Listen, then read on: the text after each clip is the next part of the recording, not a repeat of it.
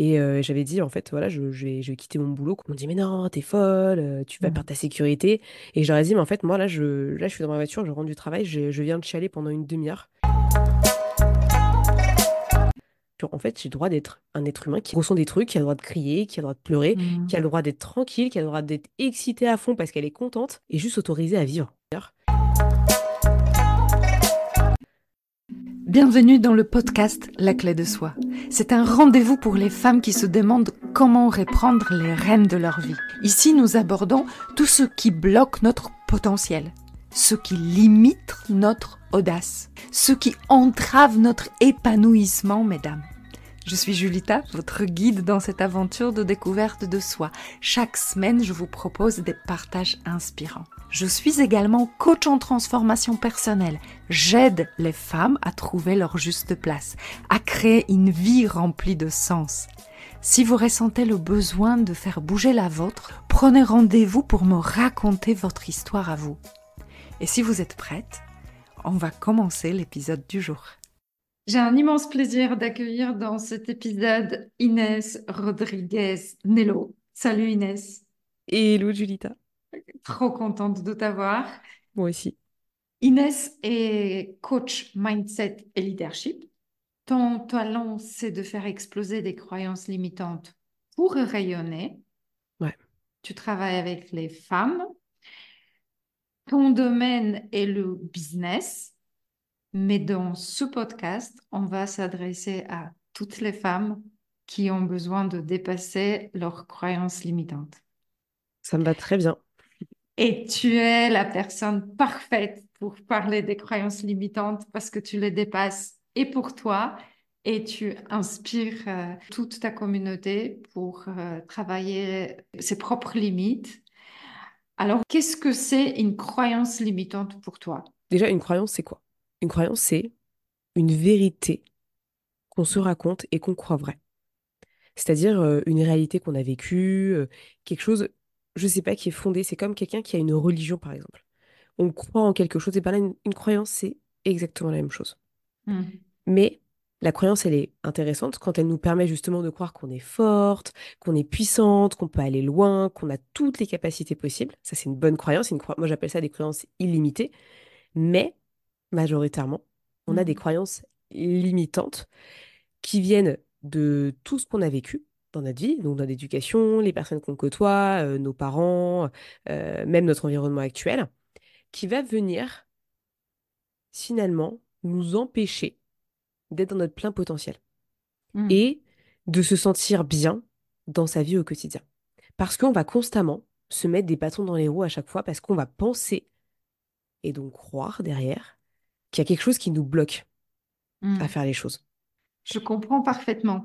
Mais comment se rendre compte que c'est une croyance limitante? Je pense qu'il n'y a pas de recette magique Hmm. par rapport à ça. Par contre, moi, je me suis rendu compte de quelque chose, tu me diras si toi c'est pareil de ton côté, mais je vis dans une réalité. Mais Hmm. la réalité que moi je vis, c'est pas celle de tout le monde. Et je Hmm. me suis rendu compte qu'il n'y avait pas de vérité générale dans la vie. Je sais pas toi, mais tu vois, dans n'importe quel domaine de ma vie, que ce soit dans le sport, dans ma carrière professionnelle, dans mes relations, etc., il n'y a pas de vérité générale. Tout le monde est différent. Hmm.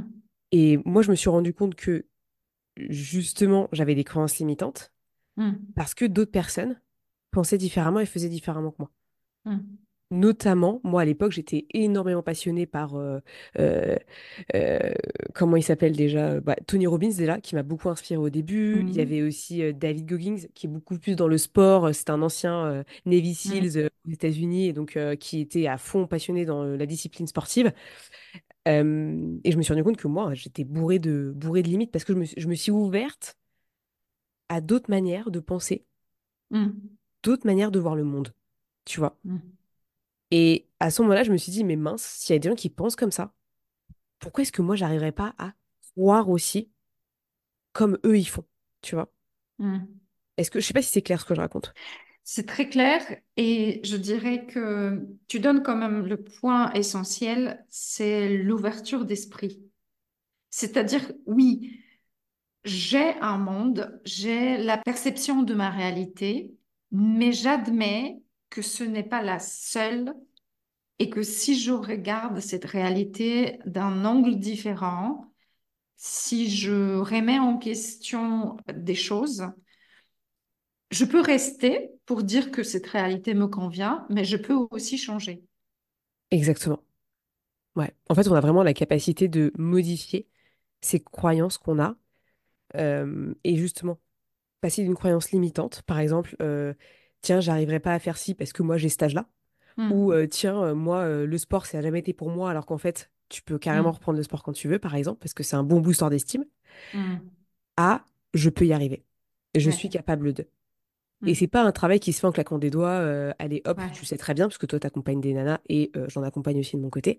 C'est quelque chose qui prend du temps à déconstruire, mais pour moi, c'est un chemin de vie, hmm, de continuellement se remettre en question par rapport à ce qu'on croit vrai pour hmm, se prouver constamment qu'on est capable de faire autre chose ou de faire différemment ou de faire mieux. Tout dépend après de l'objectif, bien entendu, hein.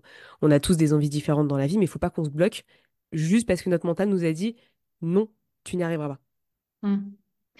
Alors, pour les personnes qui nous écoutent, le passage qui est intéressant, c'est quand on se rend compte que les choses sont possibles, mais on a l'impression de devoir tout déséquilibrer pour arriver de l'autre côté. Comment vivre cette autorisation de tout déséquilibrer?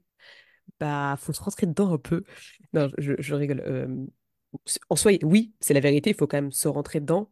Moi, je pense qu'il y a un truc qui est super important, c'est que quand on a envie de faire un changement, comme tu es en train de dire, finalement, c'est opérer un changement dans sa vie, n'importe lequel ce soit, mais déjà dans sa tête, bah, tout ce qu'on va changer dans notre tête va avoir un impact sur notre vie.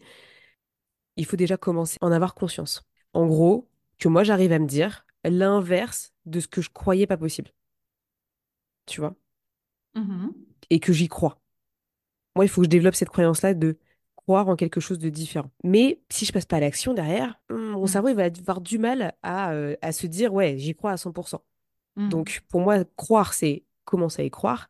Et derrière, c'est me prouver à moi-même que je suis capable de. Et mhm. donc ça passe par une action, un changement. Mm. C'est pas Est-ce que tu forcément. peux Ouais, nous donner un exemple? J'aime beaucoup donner des exemples dans ce ouais. podcast parce que quand on est dans le dev perso, on parle à des visions et des actions concrètes et Mm. souvent on n'a pas trop d'idées ce que c'est. Je prends l'exemple d'une copine à moi qui a la trentaine et qui, pour elle, c'était genre impossible de courir. Elle aimait pas Mm, ça. Elle trouvait ça nul, horrible, compliqué, catastrophe. Donc du coup, mm, elle courait jamais. Et nous, on s'était dit, bah tiens, il y a une petite course à côté de chez nous, on va faire un 6 km, viens avec nous. mm. On l'a forcé un peu, ça a travaillé dans son Alors, cerveau et elle s'est Inès, dit, c'est une grande sportive. Donc, ouais, 6 kilomètres, ça peut vous paraître long. Pour elle, c'est une petite course. ouais, mais tu vois, pour ces personnes-là, c'était énorme. Ouais. Mais on s'était dit, tu viens avec nous, on va t'accompagner, tu vas jamais être seul, c'est-à-dire qu'on va rester avec toi. Et l'objectif, c'est juste que tu ailles au bout. Donc si tu as besoin Mm, de marcher, tu marches, si tu as besoin de courir, tu cours. Mais le but, c'est que tu ailles au bout de ces 6 kilomètres. Parce que pour elle, c'était genre une montagne, c'était l'Everest mm, qu'elle devait atteindre. Et au final, elle est venue. Donc elle est mm, passée à l'action, d'accord? Elle a mis son dossard, elle a mis ses chaussures, on est parti. Et à la fin, elle l'a fait. mm. Aujourd'hui, elle a été capable d'aller courir Mm, 3-4 kilomètres régulièrement. Et elle refait des courses cette année. mm, Elle n'est pas la plus grande sportive du monde, elle fait pas des marathons, des semi-marathons, ça on s'en tape. mm, Mais elle s'est autorisée à faire une course. Elle pensait pas pouvoir courir, elle pensait que ça allait être horrible, que ça allait être très compliqué pour elle, qu'elle était incapable de le faire. On l'a aidée, on l'a poussée un peu, et c'est pour ça que le coaching c'est intéressant aussi pour justement se faire pousser dans nos retranchements et mm, on voit d'autres possibilités qu'on ouvre son esprit comme on dit tout à l'heure. Elle a commencé à y croire, d'ailleurs elle s'est prouvé qu'elle était capable de le faire mm. et elle continue à courir aujourd'hui. Ouais. Et là, on voit vraiment concrètement l'action, c'est de mettre des baskets, se définir un objectif à sa portée et y aller. Ouais. Tu me fais penser à une image par rapport au coaching, à l'accompagnement. Parce que toutes les deux, on accompagne des femmes. Toi, dans le business, moi, je les accompagne dans une transformation personnelle. Mais souvent, les gens me disent, mais qu'est-ce que c'est le coaching au fond? Et je leur dis, vous voyez quelqu'un qui a envie partir loin. Je peux pas lui dire, je t'amène en jet privé. C'est pas ça le coaching. Le coaching, c'est pas magique, ça gomme pas toutes les difficultés. Je peux pas y aller à ta place, mais ce que je peux faire, c'est qu'on va toutes les deux acheter un billet de train et on va faire le voyage ensemble. Tellement. Et oui, tu vas vivre ton voyage toi-même, ton ticket, tu l'achètes, tu montes dans le train et tu le vis à ta manière, mais je t'accompagne. Et comme j'ai déjà fait le trajet, s'il y a une difficulté, je vais être là pour te soutenir, pour te motiver, pour t'encourager, pour qu'on aille au bout. C'est une très belle image que tu donnes du coaching. Mm. Et comme tu parlais de cette copine, c'est exactement ça ce que tu as fait. Tu lui as dit, je ne peux pas courir à ta place, je ne peux pas te projeter là-bas en voiture, c'est pas ça, mais je t'accompagne. Ouais. Quelle est ta propre croyance limitante que tu as surmontée et dont tu es fière? Je pense que à une époque, j'avais début de la vingtaine, je m'étais dit waouh, je crois que je me sentirais jamais bien dans ma tête Hmm, à 100% parce que j'étais toujours dans de la dualité dans ma tête. J'étais très enfin, j'ai toujours été quelqu'un de très heureuse entre guillemets parce que du coup, on m'a toujours dit qu'il fallait que j'ai des émotions positives, j'avais pas trop le droit de pleurer quand hmm, j'étais jeune, etc. Et j'avais ça en tête en mode, je peux pas montrer mes émotions, je peux pas montrer ma vulnérabilité. Et je pensais qu'il fallait toujours que je sois heureuse, alors que dans ma tête, je n'étais pas heureuse. À l'époque, j'avais un job de juriste hmm, dans une grosse boîte. Je m'ennuyais profondément dans ce que je faisais. Et au quotidien, on me rabâchait que j'avais une super situation, que c'était confortable, que j'avais pas à me plaindre et que j'aurais jamais une autre manière de gagner de l'argent. hmm, D'accord? Que pour moi, c'était CDI, la voie royale et qu'il y avait rien d'autre qui existait. Et moi, j'étais coincée dans cette vie-là en me disant, mais en fait, je hmm, serais jamais capable de sortir de là parce que toute ma famille fait quelque chose comme moi, entre guillemets, dans CDI, hmm, confortable et tout. Et moi, je suis nulle, tu vois, je suis pas indépendante, il y a plein de trucs que je connais pas. Pour moi, ça me terrorisait, tu vois, de devoir gagner de l'argent autrement. Là, vraiment, on parle pas business, mais on parle vraiment, genre, mentalement, je me sentais pas en hmm, confiance pour changer ma manière de vivre et m'autoriser à vivre une autre aventure. Tu vois, hmm, parce que j'avais quand même donné 5 ans de ma vie pour des études, etc. Donc, et puis il fallait raquer, hmm, j'avais des crédits, enfin bref. Et la vie de personne qui a des responsabilités. Et sauf qu'à un moment donné, bah, je me suis dit, mais moi, quand je vais au bureau, je suis triste, je me sens pas à l'aise, j'aime pas forcément les gens avec qui je bosse parce que ils respectent pas du tout mon métier, ils sont plus dans le conflit, et moi, j'aime pas le conflit du tout. Je me sentais pas à ma place, tu vois, je me sentais, tu sais, j'allais au bureau et je sais pas, j'avais ce sentiment dans mon ventre que ça allait pas et que hmm, c'était pas ma voie et que j'y allais à reculons en fait tous les matins. hmm, Et à un moment donné, je me suis dit, mais est-ce que ça vraiment, Inès, c'est une vie que tu as envie d'avoir? Ou est-ce qu'il serait pas temps de changer? Soit changer de hmm, boîte, changer de métier ou trouver autre chose. Et, euh, et j'ai pris le courage de le faire, mais ça m'a pris d'un an et demi, 2 ans pour hmm, me décider et le faire vraiment où c'est vraiment arrivé, tu vois. hmm, Et j'ai dû me battre dans le sens où, en fait, j'ai fermé les écoutilles de tout ce hmm, qu'on me disait autour de moi. Et puis j'ai fait mon projet, je me suis lancée toute seule, je me suis fait aider par du coaching. Ça m'a beaucoup aidé pour hmm, gagner en confiance, hein, parce qu'il faut quand même lancer des choses, faut quand même affirmer un message, et puis il faut aller au-delà de tout ce que moi, on me disait dans mon hmm, quotidien, dans les personnes que je côtoyais. Donc pas facile. Et moi, j'ai carrément fermé la porte. Je parle toujours avec ma famille, hein, on est très très proches, etc. Mais le jour où j'ai dit que je quittais mon job, hmm, pour tout dire, moi j'étais au téléphone, j'avais appelé mes parents l'un après l'autre. Et j'avais dit, en fait, voilà, je vais quitter mon boulot, quoi, je vais demander. Ils m'ont dit, mais non, t'es folle, tu vas perdre hmm, ta sécurité. Et je leur ai dit, mais en fait, moi, là, je suis dans ma voiture, je rentre du travail, je viens de chialer pendant une demi-heure. Je pense que c'est pas possible de faire. Non, on arrête hmm, là. hmm, Et à ce moment-là, ils ont arrêté de parler. Parce hmm, qu'ils ont compris qu'en fait, bah, quand quelqu'un est malheureux, à un moment donné, et dans n'importe quelle situation, hein, ça peut être une situation même avec son conjoint ou quoi que ce soit, hmm, À quel moment on s'autorise à changer, à voir autre chose, à s'autoriser à faire différemment Mm. on ne sait pas ce qu'on aura après. Tu vois, Ouais. il y a plein de gens qui disent, ouais, tu sais pas si l'herbe, elle est plus verte ailleurs. Mais je dis, mais en fait, moi, c'est pas grave. Mm. Je sais que j'ai le pouvoir de la créer, cette herbe. Tu vois, Mm. j'ai le pouvoir au moins d'aller explorer s'il y a autre chose de différent.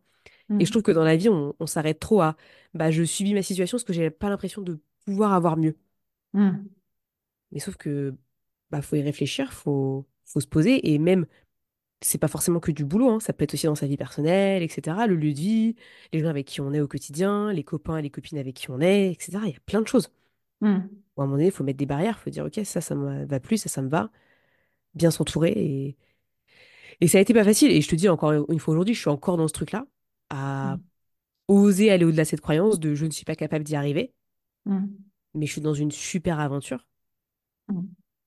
Même en tant que nana, je m'affirme beaucoup plus. Et l'autre fois, j'ai même une cliente qui m'a dit, être une femme, c'est difficile.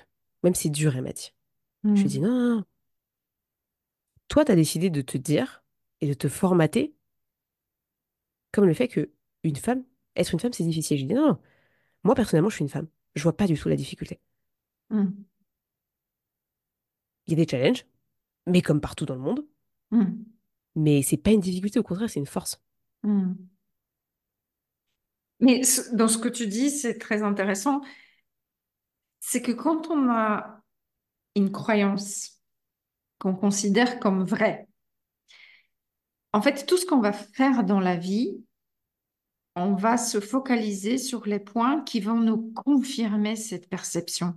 Donc, si j'ai décidé de croire que la vie d'une femme, c'est difficile, tout ce que je vais rencontrer sur mon chemin, ma mémoire sélective, mon regard sélectif va choisir les points qui vont confirmer cette vérité-là. Exactement. De toute façon, on attire tout ce qu'on pense, en fait. Mm. Je trouve. Après, Oui. c'est pas 100% vrai tout le temps, mais notre énergie, c'est quand même le fondamental. Donc, ça veut dire l'énergie, c'est comment on sent, est-ce qu'on est en bonne santé ou pas, est-ce qu'on prend soin de nous, est-ce qu'on a des bonnes pensées, est-ce qu'on s'apprécie, est-ce qu'on s'aime. Tu vois, des fois, Mm. en fait, on va donner plein d'amour aux autres et on Mm. est incapable de se la donner à soi-même. Alors que moi, Mm. je trouve ça super important. Parce que on est, j'aime bien, moi je suis très fan de sport, donc je reprends un exemple de Mm. sportif, mais Arnold Schwarzenegger, pour ceux qui connaissent, c'est un mec qui a fait du bodybuilding pendant des années, et il disait, My body is my temple. Mon corps est mon temple. Mm. Et je voudrais aussi rajouter, mon esprit et mon corps sont mon temple. Mm. Tout ça, il faut en prendre soin. Mm. Et on peut pas se lever le matin en se disant, aujourd'hui j'arriverai pas, on n'aura pas la bonne énergie pour y arriver, ou tiens, c'est difficile, ce que je fais, ce que je vis, c'est dur. Ok, ouais, Mm. bien entendu, la vie, elle est difficile. On va pas se mentir. Mm. Sinon, peut-être qu'on s'ennuierait un petit peu, je sais pas. Mais Mm. la vie, elle est faite de plein d'aléas et plein de challenges. On a tous à gérer. Mais comment est-ce Mm. que nous, on arrive à sortir la tête de l'eau Mm. pour justement continuer à vivre, à se sentir Mm. bien et surtout, le cœur, c'est au moins déjà de prendre soin de soi pour avoir la capacité de prendre soin des autres aussi Mm. et de d'apporter de l'amour aux autres et une bonne présence positive, quoi. Mm. Et ça, si on arrive à faire ça, c'est vraiment une croyance illimitée qu'on met en place parce qu'on s'autorise à s'aimer. Parce que je sais qu'on n'en a pas encore parlé de ça. Parce que moi, c'est pas un truc qui m'a vraiment touché parce que j'ai jamais eu de difficulté à m'accepter en tant que personne. Bon, après, j'avais un gros caractère un peu dégueulasse de nana un peu colérique et tout. Donc, c'était difficile à accepter. Mais du coup, qu'est-ce que j'ai fait? Bah, j'ai changé en fait. Mm. Mais ça, les livres m'ont beaucoup aidé à changer. J'ai été voir une sophrologue qui m'a aidé à gérer mes émotions parce que, en fait, j'étais toujours dans le déni de Mm. mes émotions. Mais je me suis dit, ça m'a tellement ouvert l'esprit sur, en fait, j'ai le droit d'être un être humain qui ressent des trucs, qui a le droit de crier, qui a le droit de pleurer, qui a Mm. le droit d'être tranquille, qui a le droit d'être excité à fond parce qu'elle est contente et juste autorisée à vivre. Mais merci pour ce partage parce que déjà ton histoire de ton parcours en tant que juriste, ça doit parler à beaucoup de femmes Mhm. parce que cet inconfort de travail, on est très nombreux à le vivre et croire que c'est normal. Alors, un appel général, les amis, de se lever le matin et de dire que j'ai une journée de merde à passer, ce n'est pas normal. Ouais, ouais, ouais. Et moi, je te dis que j'étais avec du coup, des collègues juristes. Je pense que je leur enverrai peut-être le podcast quand il sortira. Mais tu vois, qui subissaient leur boulot. Donc, il y avait Mm, la quarantaine, tu vois, qui subissaient de ouf leur boulot. mm, Et en plus de ça, qui subissaient le fait de ne... Tu vois, typiquement, tu parles de nana dans la quarantaine, avec un manque d'estime, etc., qui, en plus de ça, n'étaient pas augmentées depuis plus de 5 ans dans leur travail salarié. mm, Et qui acceptaient finalement cette situation. mm, Et moi, ça m'a rendue folle. Parce que je me suis dit, mais à quel moment tu acceptes de continuer dans une situation où toi, tu n'es pas satisfaite? mm, Pourquoi? Parce que elles trouvent pas mieux. Elles estiment qu'elles trouveront jamais mieux. mm, Il y a toujours un truc qui va pas. En fait, elles sont pas prêtes à être peut-être mm. dans l'inconfort au départ, mais pour une situation qui va être meilleure par la suite. Et est-ce que le fait qu'elle pense qu'elle ne trouvera pas mieux ne vient pas de la croyance qu'elle ne mérite pas mieux? Bien entendu. Mm, Parce qu'elles estiment qu'elles sont coincées. Mais parce mm, que il manque cette ouverture d'esprit-là qui est la vie est pleine d'opportunités et pleine de possibilités. Mais quand on est en train de ressasser de la merde, excusez-moi, hein, mais mm, vraiment des pensées horribles toute la journée, parce que bah, on se convainc nous-mêmes que notre mm, situation nous convient, tu vois, on est très fort là-dessus, hein, pour mm, subir les choses. Mais quand on décide d'arrêter de subir, bah peut-être qu'on prend des risques. Je sais pas lesquels il faut prendre, tu vois. Chacun dépend de mm, sa situation, hein, mais on va plus se respecter. mm. Aujourd'hui, je pense qu'il y a un gros problème de respect de soi-même déjà. D'où, Est-ce que tu crois que le rôle de notre éducation, de notre construction de société joue sur ce point-là? ouais. Je sais pas ce que tu appelles par société, enfin les gens, nos parents. Alors oui, la société, c'est le système scolaire, le système salarial, tout le système qui nous pousse à aller vers une, entre grosses guillemets, sécurité, donc un CDI. En fait, tout est merveilleusement bien organisé pour nous maintenir dans une peur de sortir. Mm. Et peur de manquer, parce que si on paye pas notre prêt IMO ou quoi que ce soit, bah en fait on peut se retrouver à la rue demain, quoi. Mm. Donc oui, Qui est une réalité, hein. bien sûr, bien sûr. Non, non, je te rejoins et effectivement, ouais, on est dans un système qui est comme ça, dans le sens où bah voilà, le système scolaire déjà nous formate à tous croire la même chose, hein, parce qu'en fait on n'a jamais remis en question ce qu'on a appris quand on était jeune. Mm. Euh, on va dire que la place de la femme n'est pas forcément toujours bien mise en avant dans ces moments-là aussi. En tout cas, moi, à l'époque, je sais que j'ai lu pas mal de choses sur le féminisme. Je suis pas non plus activiste sur ce sujet-là, mais en tout cas, c'est un sujet qui me passionne parce que bah, je suis une femme et que ça m'intéresse d'avoir un autre point de vue de l'histoire, tu vois. Mm. Ça me paraît super important, chose qu'on met pas forcément en avant à l'école. Et puis, ouais, l'entourage, tu vois, tout ce qu'on peut te dire. Enfin, là, on parle vraiment à des femmes, tu vois, mais on te dit des choses que aux hommes, on dit pas. Oui. Genre, rentre pas tard le soir, bah tiens, je vais te chercher, alors que tu pourrais rentrer à pied, mais non, je vais te chercher parce que c'est toi, alors que mon petit frère, il a le droit d'entrer à pied. C'est des trucs un peu loufoques comme ça qui, moi, à l'époque, ça me choquait pas parce que j'avais l'impression que c'était la réalité, que c'était normal. Mais en Mm. fait, je me dis, à un moment donné, moi, quand j'ai des personnes qui me disent encore aujourd'hui, j'ai peur de prendre le RER pour rentrer le soir, bah, en fait, dans ma tête, je me dis, mais on nous a formatés pour avoir peur de Mm. tout. Oui. Je dis pas que c'est pas flippant et qu'il y a pas, on sait jamais, il y a toujours un risque, mais n'importe qui Mm.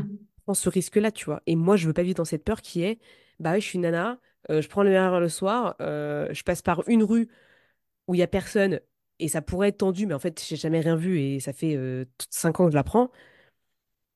C'est, pour moi, ça me paraît absurde de vivre dans ces Mm. peurs-là et du coup de se limiter. Mais ça, c'est parce qu'on nous l'a mis dans la tête. Parce que moi, à chaque fois que je suis dans la rue et que je suis toute seule, bah, je regarde derrière moi, tu vois.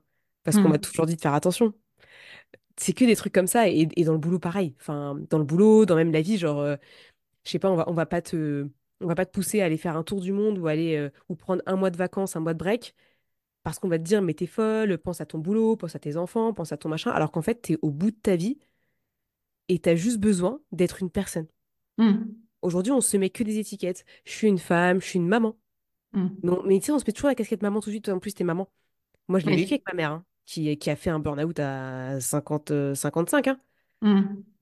parce qu'en fait, elle a passé 20 ans de sa vie à s'occuper de ses gosses Bien et à sûr. pas s'occuper d'elle. Mm. Et ça m'énerve parce que je me dis, mais moi, je l'ai vue, je lui ai dit 40 000 fois, mais elle a rien fait. Oui. Pourquoi? Parce que elle n'était pas avec quelqu'un qui lui disait de le faire, qui était contre ça aussi, tu vois. Mais alors que Oui, ça me paraît, l'entourage. oui, ça me paraît important. Moi, demain, si j'ai un enfant, je ne sais pas comment ça se passera. Mais je ne peux pas me dire, je vais rester H24 avec mon enfant. J'aurai besoin de moments où il va falloir que je Mm. sorte m'aérer l'esprit, Mm. toute seule. Parce que en plus, moi j'ai des enfants, hein, j'ai deux ados, Mhm. 15 et 13 ans, et je trouve que en se sacrifiant pour l'éducation de nos enfants, on leur met une pression qu'ils n'ont pas demandé. Parce qu'à un moment donné, on peut leur dire, non mais t'as vu tout ce que j'ai fait pour toi? Il n'a rien demandé. T'as fait ce que t'as Exactement. voulu faire. Mhm. Ouais. Et c'était quelque part confortable d'être dans le sacrifice. En tout cas, c'était un choix à mon instant T. Le Oui. choix, il a été pris, il a été vécu. Après, derrière, bah, où est la limite? Tu vois? Mm. Moi, je comprends que des parents aient envie de se sacrifier pour leurs enfants, pour leur donner le meilleur. Mais Mm. où est la limite C'est et ça. l'équilibre pour aussi que les personnes qui soient parents aient une certaine liberté, une capacité à profiter aussi de leur vie parce qu'ils ne sont pas parents toute leur vie, Mm. entre guillemets. Si, mais Oui, mais les pas de la même enfants manière. n'ont pas besoin Exactement. de C'est ça que je 24 voulais heures dire. sur 24. Ouais, ouais, C'est que mes parents sont toujours mes parents, mais c'est juste que moi, aujourd'hui, je suis plus une enfant. Enfin, je suis plus l'enfant ado qui a besoin d'aide. Je c'est suis ça. un enfant adulte. Inès, comment tu fais pour exploser les croyances limitantes? C'est quoi la première étape? Là, on a parlé, qu'est-ce que c'est une croyance limitante? Comment on la repère? On a bien vu que c'est une ouverture d'esprit et aussi nos émotions. Tu as donné une très belle description de comment toi tu as repéré tes croyances et combien c'était émotionnellement difficile. On a vécu dans le XXe siècle un 100% cartésien où les émotions n'avaient pas leur place parce que pas suffisamment scientifiquement prouvé. Aujourd'hui, on s'accorde de plus en plus que nos émotions, c'est une boussole et qu'on peut se fier à ce qu'ils nous disent. Donc, on repère les croyances. C'est quoi la suite? Ça va dépendre de chaque personne. Ouais.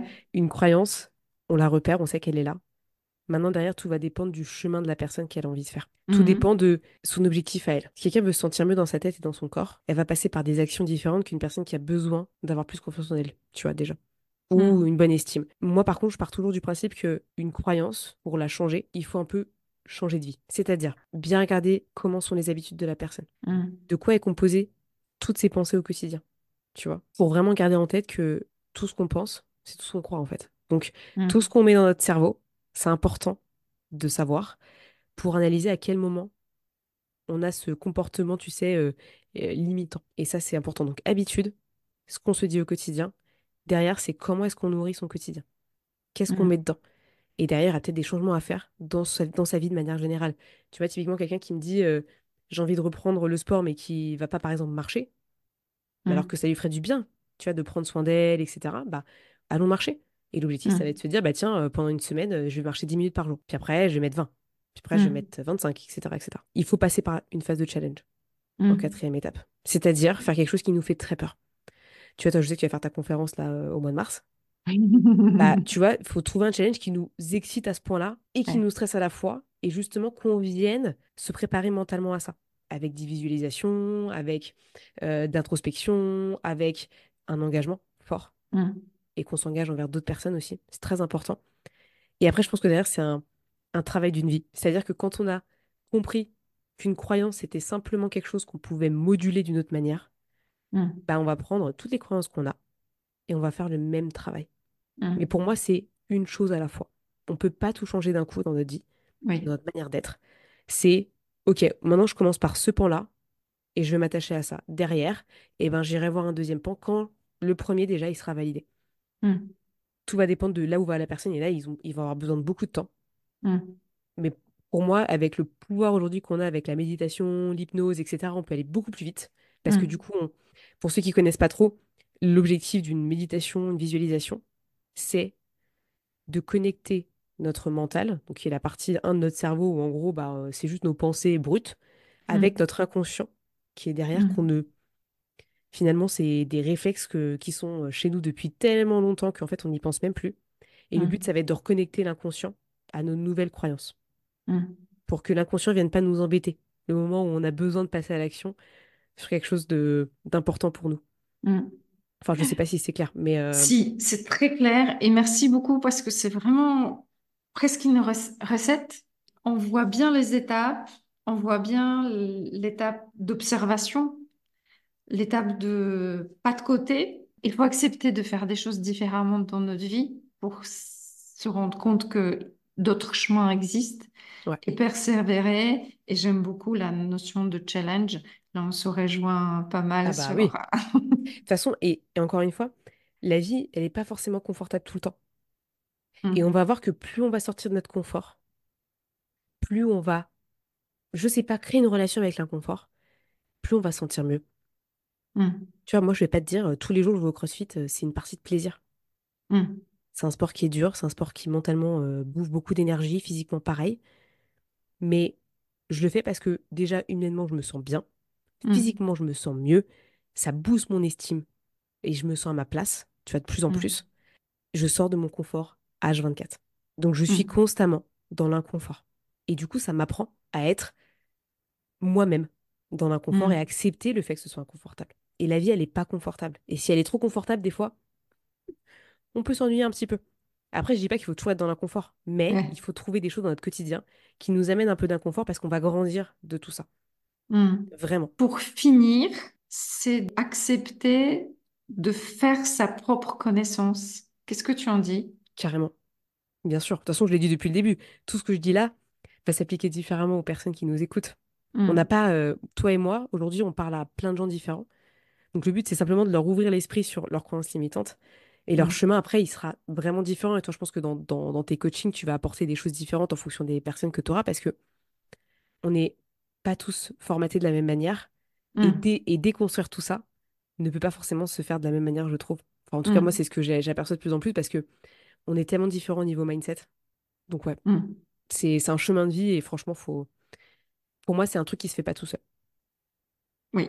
Si je peux donner un Et dernier il y a cette conseil, notion, après tout ça, il y a effectivement la notion de se faire accompagner. ouais. Alors, selon les besoins, selon la sensibilité, selon l'étape de la vie, ça peut être un thérapeute, un coach ou Mm, une mm. autre manière.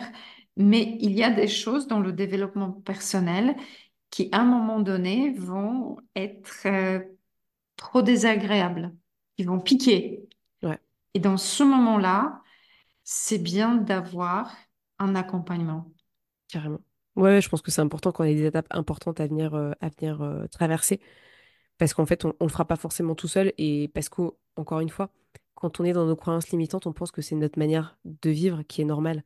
Mm, Et on a besoin de quelqu'un qui nous donne une autre perspective. Tu vois, qui a une mm, vue plus d'ensemble et d'objectivité plus importante. Et pour moi, mm, ça fait partie de... Mais qu'importe hein, que ce soit un coach, un sophrologue, une thérapeute ou quoi, je serais plus partante sur tout ce qui est coaching mm, parce que un thérapeute va être beaucoup plus dans ce qui s'est passé avant. On va mm, guérir quelque chose versus un coaching, tu vas beaucoup être plus dans l'action face à mm, des croyances limitantes. En tout cas, un combo des deux ou en tout cas avoir fait l'un puis l'autre, c'est mm. pas mal. En tout cas, je trouve C'est vrai.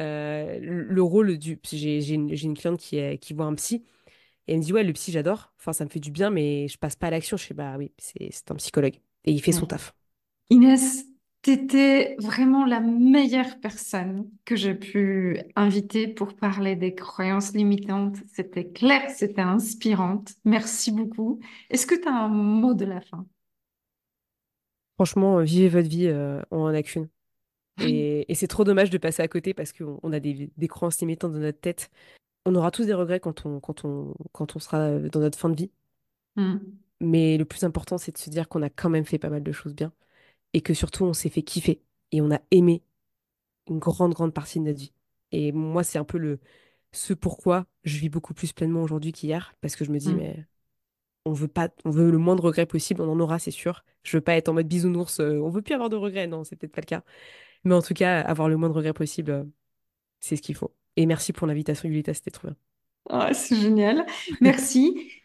Je tiens à dire que pour te retrouver, il y a un lien dans la description de ce podcast. Si quelqu'un a envie de se faire accompagner par toi dans le cadre de développement d'un business, hein.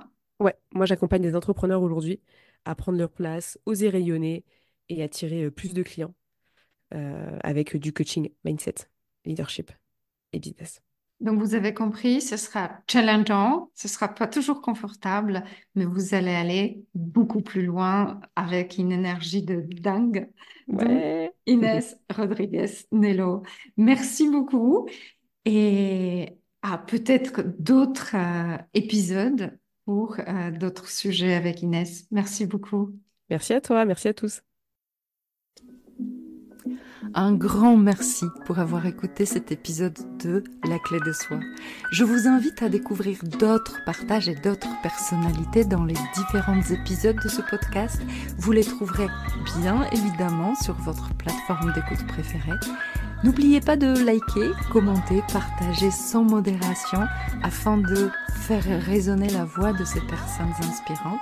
Votre soutien est ma clé pour inspirer davantage de vie. Grand merci à vous.